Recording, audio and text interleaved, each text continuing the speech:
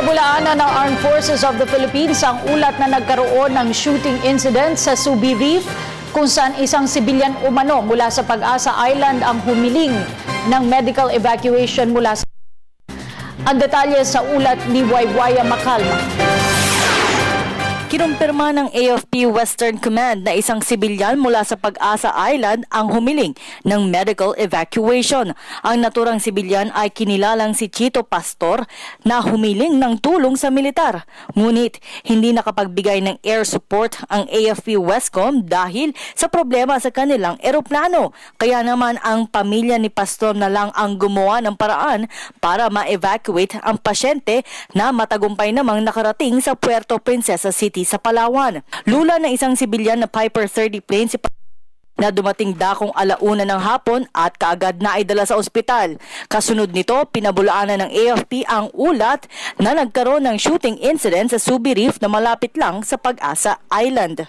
Ayon sa report na natanggap ng AFP, inilawan lang ng China ang naturang eroplano ng Philippine Air Force at inakala na ito ay nagsasagawa ng surveillance sa lugar. Dagdag ni Brigadier General Joselito Kakilala, ito lamang ay regular na nagsasagawa ng maritime patrol sa lugar at ang insidente ay naganap pa noong linggo. Magsasagawa din ang AFP ng investigasyon sa mga sa West Philippine Sea.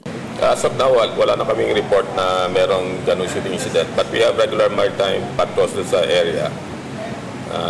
Sa Pag-asa. We haven't received any report na may shooting incident.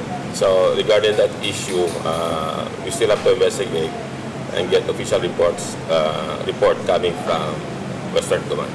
I-check pa namin kung merong medical evacuation na kinonduct yung Western Command doon sa Pag-asa. Samantala, nais lamang ipakita ni Katapang sa publiko ang ginagawa ng China. Ito ang kanyang sagot.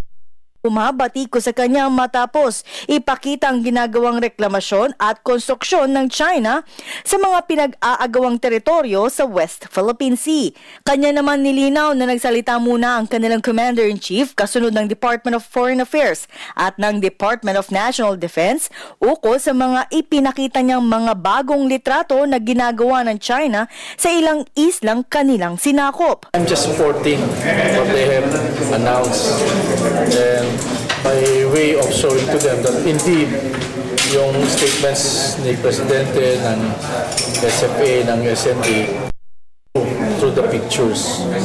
And we're saying that we will follow whatever the DFA yung kanyang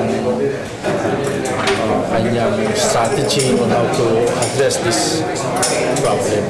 Dagdag pa na opisyal na nais lamang niyang malaman ng sambayan ng Pilipino ang problemang kinakaharap ng gobyerno. Ito upang makakuha sila ng suporta sa kanila. We are just announcing it to the world na ito yung problema.